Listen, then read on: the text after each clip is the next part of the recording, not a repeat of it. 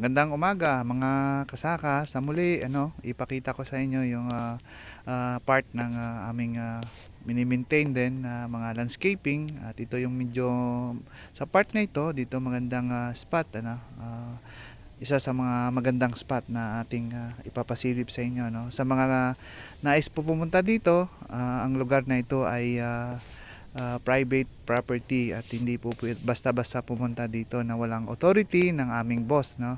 Kasi po ito po ay exclusive sa ano nila, sa family, at ito po ay private resort and farm, no, na nandito po nakatayo sa gilid ng bundok. Sa harap niya mga kakahuyan. So ito po ay exclusive lang po sa kanila at sa mga visitors na pupunta dito na may authority. So ipasilip ko lang po sa inyo at uh,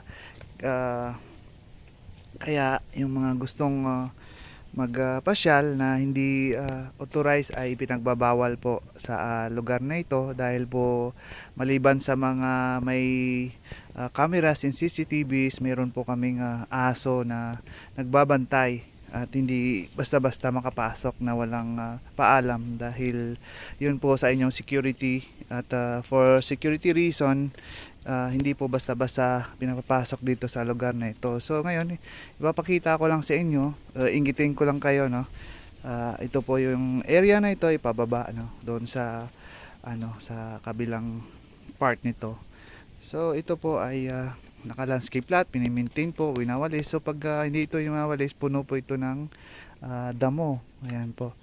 Hanggang doon po tayo sa kabila, no? Ayan. Hanggang pababa na po yun. Ayan po. At hanggang dyan na lang tayo mga kasaka. Paki-like and share lang po, and God bless everyone.